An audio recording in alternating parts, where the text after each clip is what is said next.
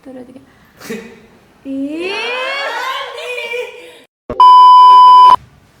Halo teman-teman semuanya. Halo. Selamat datang di podcast Tanpoy, tanya-tanya with Minpoy. Podcast ini adalah tempat kita ngobrol santai seputar dunia perkuliahan, pengalaman mahasiswa, dan berbagai hal menarik yang sering banget ditanyain, khususnya oleh teman-teman yang lagi mempersiapkan diri masuk kuliah. Nah, di episode kali ini kita bakal bahas topik yang pasti lagi banyak dipikirin oleh siswa SMA, yaitu tentang jalur masuk jalur masuk perguruan tinggi, SNBP, SNBT, dan juga mandiri. Kadang kita sering dengar istilah-istilah ini, tapi masih banyak yang bingung. Maka dari itu, boleh dong kenalin nama kalian, dari angkatan berapa, dan juga dari departemen mana? Oke, dari aku dulu ya. Halo Minfoy. Halo. Perkenalkan, aku Arindi dari Departemen Pendidikan dan angkatan 2025. Jadi baru tingkat 1. Halo. Hai. Kenalin, aku Halimatun dari Departemen Pendidikan angkatan 25. Halo. Hai. Oke, halo semuanya. Perkenalkan, nama aku Zulfa Bajatul Maula dari staf Departemen Pendidikan angkatan 24. Halo semuanya. Hai. Oke, langsung saja kita mulai obrolannya. Segmen 1. Kenalan dulu dengan jalur masuk. Kalau ngomongin jalur masuk kuliah, sebenarnya ada beberapa jalur yang bisa ditempuh. Tapi yang sering kita dengar itu SNBP, SNBT, dan mandiri. Nah, aku penasaran nih, pertanyaan pertama. Menurut kalian sebenarnya apa sih perbedaan paling mendasar antara SNBP, SNBT, dan mandiri yang perlu diketahui oleh siswa SMA? Oke, aku dulu ya. Aku salah satu mahasiswa yang jalur masuknya itu lewat SNBP. Jadi di sini aku mau jelasin sedikit ya mendasar tentang SNBP. Oke, perlu kalian ketahui juga bahwa SNBP itu adalah salah satu seleksi penerimaan mahasiswa perguruan tinggi negeri yang pertama, jalur masuk pertama SNBP. Nah, ini tuh gak pakai tes tulis, gak pakai uang juga ya, sudah pasti gratis karena udah ditanggung pemerintah. Jadi pokoknya ini tuh hanya modal nilai rapot dari semester 1 sampai semester 5. Dan kalaupun memang ada portofolio yang harus dicantumkan, itu tergantung dari prodi ataupun universitas yang mau kita masuki itu mau apa gitu. Nah, buat kalian nih yang mau tahu lebih lanjut tentang SNBP, kalian juga bisa cek aja, bisa search juga di Google ya, soalnya di sana banyak banget persyaratan, mulai dari yang harus dipenuhi itu mulai dari NISN-nya, terus juga akun SNBP-nya. Itu adalah salah satu yang perlu dan sangat diperhatikan ketika mau daftar di SNBP ini. Dan kalian juga harus terus follow up terus, mulai dari tanggal sampai juga deadline-nya, karena ini benar-benar gak bisa diulang 2 kali karena hanya ada 1 tanggal yang ditetapkan gitu. Mungkin itu aja sih yang aku bisa sampaikan mengenai SNBP. Nah, yang kedua itu ada jalur SNBT nih. Kalau SNBT itu seleksi nasional berbasis tes, yang tentunya teman-teman ngerjain tes dulu nih. Kalau misalkan SNBP itu kan berbasis dari rapot. Kalau misalkan SNBT itu tes, jadi kita harus ngerjain soal dulu, yang nantinya itu akan menentukan kita keterima atau enggaknya. Nah, kalau misalkan SNBT itu ada pembayarannya, tapi kalau jalur KIP itu gratis, jadi gak ditanggung biaya. Kalau gak salah tahun kemarin itu pembayarannya 200.000. Kalau sekarang teman-teman bisa cari info lebih lanjut ya. Nah, terus teman-teman juga bisa cari-cari kayak tanya-tanya dulu nih ke cutting, ataupun biasanya untuk skor buat masuk ke universitas tersebut berapa sih, amannya ada di berapa gitu. Oke, yang terakhir ada seleksi jalur mandiri. Apa sih itu seleksi jalur mandiri?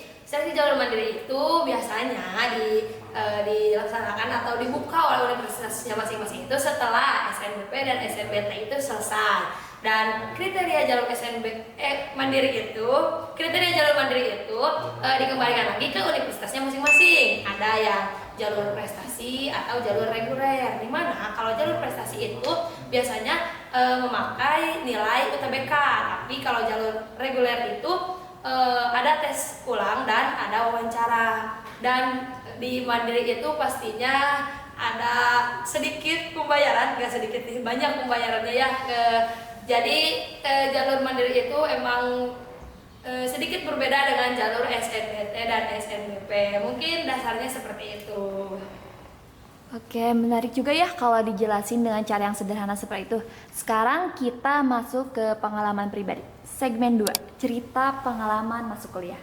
Nah, jadi setiap mahasiswa pasti punya cerita perjuangan masing-masing sebelum akhirnya bisa duduk di bangku kuliah. Nah, aku pengen tahu nih, pertanyaan pertamanya, kalian sendiri masuk kuliah lewat jalur apa? Dan bagaimana perjalanan kalian sampai akhirnya diterima di PGSD? Oke, dari aku dulu. Tadi kan udah tahu ya kalau aku salah satu mahasiswa yang masuk lewat jalur SNBP. Jujur aja ya teman-teman, aku tuh dulu belum ada niatan mau kuliah.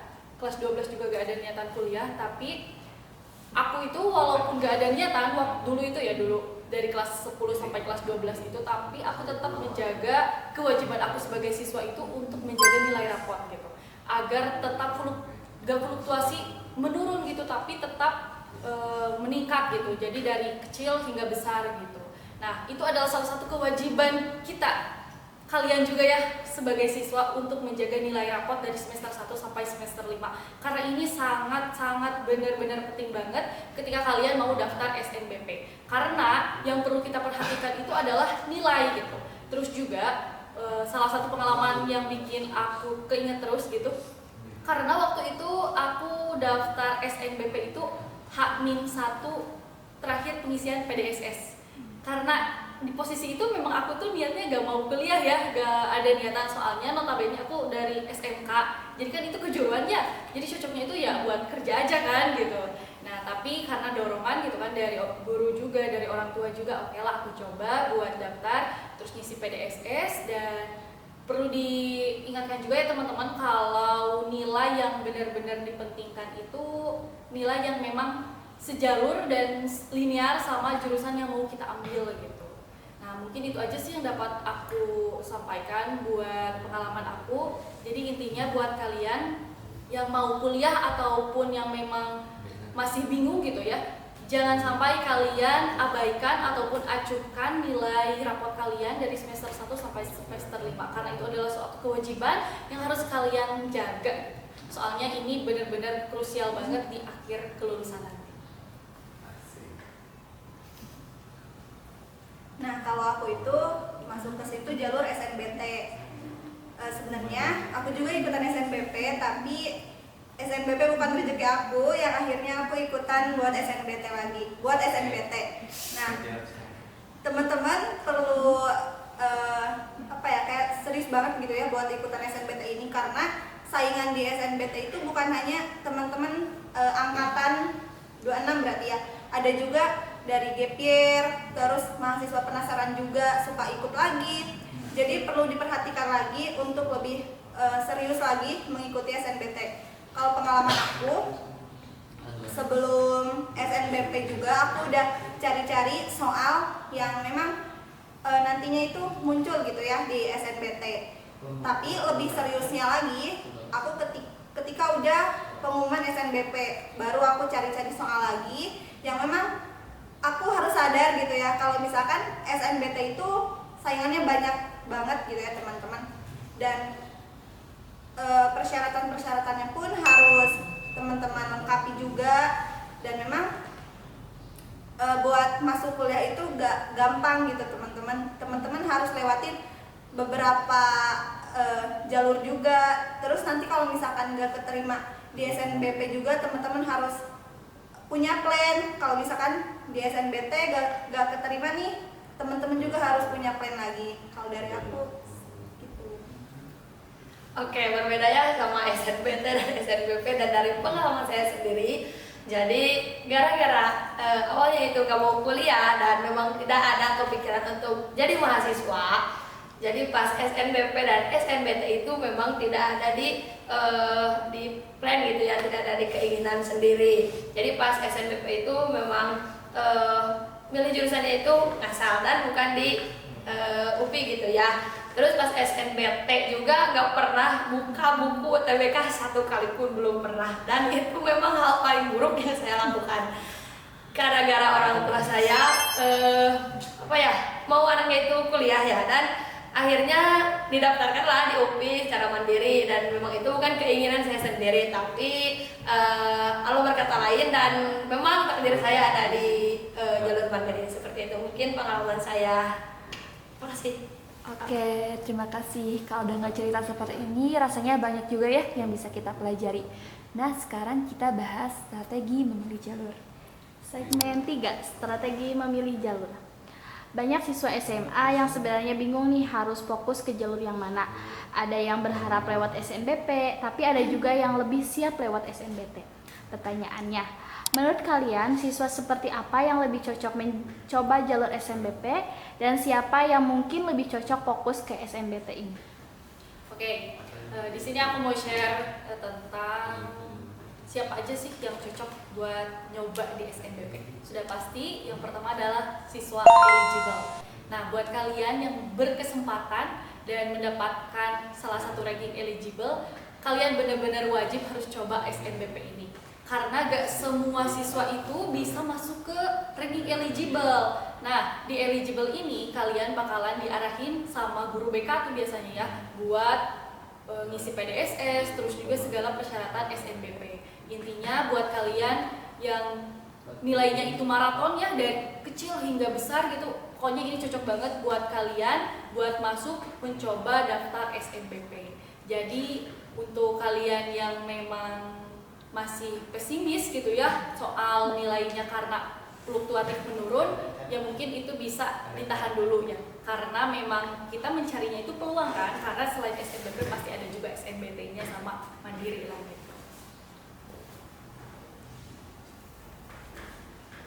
Nah, kalau misalkan SNBT itu kan SNBP itu harus eligible dulu nih. Nah, untuk SNBT itu gak ada sistem eligible-nya. Tapi jadi SNBT itu luas gitu, luas jangkauannya, dan memang tapi di SNBT juga ada gap year, terus mahasiswa penasaran juga. Nah, kalau misalkan teman-teman nih sekolahnya memang nggak terlalu itu, nah bisa coba di SNBT, karena di SNBT itu udah dilihat dari akreditas sekolahnya juga, jadi nggak terpatok sama sekolahnya, jadi bebas mau ambil universitas manapun. Dan memang kalau misalkan kamu pengen itu universitasnya yang apa ya, tinggi, bukan tinggi, yang tinggi juga. Nah, teman-teman bisa coba di SNBT, karena ya memang di SNBT itu luas banget gitu, gak dilihat sekolahnya gimana, terus masuk eligible atau enggaknya, bisa banget nih teman-teman coba di SNBT.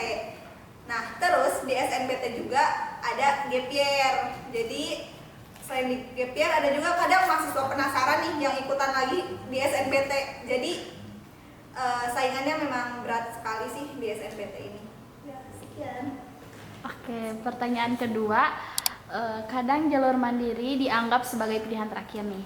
Menurut kalian, apakah anggapan itu benar atau sebenarnya tetap punya peluang yang sama? Oke, jadi kalau misalnya jalur mandiri itu dianggap jalur terakhir, itu bisa iya atau tidak, karena setiap orang itu berbeda ya. Ada yang mungkin sudah mencoba SNBP, SNBT, dan itu bisa jadi jalur terakhir SNBT-nya jika keterima. Tapi bisa juga tidak dikatakan jalur terakhir, karena memang pastinya mungkin ada seseorang yang udah ngejadiin jalur mandiri itu jalur pertama gitu prioritasnya. Jadi udah nggak mau SNBP, nggak mau SNBT, udah aja jalur mandiri. Itu membuktikan bahwa memang jalur mandiri itu bisa disebut jalur terakhir atau juga tidak, seperti itu. Selain memilih jalur yang tepat, tentu ada beberapa hal yang perlu dipersiapkan sejak SMA. Oke, masuk segmen 4, tips untuk calon mahasiswa PGSD. Karena kita dari himpunan mahasiswa PGSD, mungkin juga ada teman-teman yang mendengarkan podcast ini dan punya cita-cita menjadi guru. Pertanyaannya, selain soal nilai dan tes, menurut kalian apa yang perlu dipersiapkan secara mental sebelum masuk dunia perkuliahan? Oke, yang jawab aku dulu Pak Tejul. Boleh, subuh dulu. Subuh apa? Subuh SNBP. Oke, ini tips ya, tips buat yang mau minat ya, yang minat ke PGSD. Oke, dari aku sih yang pertama tadi siapin mental, karena di sini itu kita sudah pasti berubah ya, dan statusnya siswa jadi mahasiswa, yang tadinya orang yang dididik sekarang kita belajar menjadi calon pendidik gitu. Nah, karena di perkuliahan itu benar-benar luas banget ya pembelajarannya, jadi kita itu benar-benar belajar sosialnya itu lebih luas dibanding sekolah gitu. Jadi yang pertama harus disiapkan selain nilai sama sertifikat itu adalah mental sih menurut aku. Jadi mental, kemauan, karena kalau kalian emang gak niat gitu ya, gak niat kuliah ataupun gak niat masuk ke PGSD sendiri, ya kalian pasti merasakan banyak lelahnya, banyak frustasinya, karena segala sesuatu itu pasti tergantung pada niat kan gitu. Ya, betul. Ada tambahan gak Teh? Ada teman deh. Oke, yang kedua. Oke, setelah kita tadi nyiapin mental ya, pastinya kita harus punya tanggung jawab yang lebih besar, karena ketika kita jadi mahasiswa juga kan enggak kayak siswa ya yang pastinya guru itu lebih mengawasi atau memperlihatkan kita ketika kita nugas atau ketika di kelas. Pastinya ketika jadi mahasiswa itu kita lebih mandiri, jadi nyari materi atau ngerjain tugasnya itu lebih ke bagaimana tanggung jawab kita nih yang tanggung jawab nggak ke tugasnya seperti itu. Dan karena kita masuk ke jurusan PGSD, pastinya kita harus tahu nih bagaimana kultur di mahasiswa pendidikan. Jadi kita bisa beradaptasi sebelum kita masuk ke prodi pendidikan, khususnya di PGSD. Oke. Cukup. Oke, menarik sekali ya tips-tipsnya. Nah, sekarang kita masuk ke segmen terakhir. Segmen 5, pesan untuk pejuang PTN. Kita tahu bahwa tidak semua orang itu langsung berhasil di percobaan pertama, dan itu sebenarnya hal yang sangat wajar. Pertanyaannya, banyak siswa yang merasa kecewa ketika tidak lolos SNBP atau SNBT. Apa pesan kalian untuk mereka agar tetap semangat? Oke, dari mandiri dulu deh. Siap, mandiri. Oke, pesan dari saya untuk siswa-siswa yang memang gagalnya di SNBP atau SNBT, kalau rasa kecewa itu pasti ada ya, tetapi jangan pernah berpikir bahwa jika kita gagal di satu jalur, maka jalan kita untuk melanjutkan pendidikan itu sudah tertutup. Dan pastinya harus yakin ya bahwa setiap orang itu punya waktu dan jalurnya masing-masing gitu. Gagal di jalur 2 itu tidak menutup kemungkinan kita sukses di masa depan. Terima kasih. Oke, ada tambahan nih. Yang terakhir, pesan dari aku buat teman-teman yang belum lolos gitu ya, belum berkesempatan lolos. Intinya ketika kalian gak lolos di SNBP, jangan sampai kalian patah hati ataupun frustasi, karena itu bukan kiamat, tapi itu adalah salah satu cobaan pertama, karena masih ada yang perlu kalian cobain lagi, SNBT sama mandiri. Jadi intinya tetap semangat dan terus optimis untuk mengejar prestasi dan masa depan.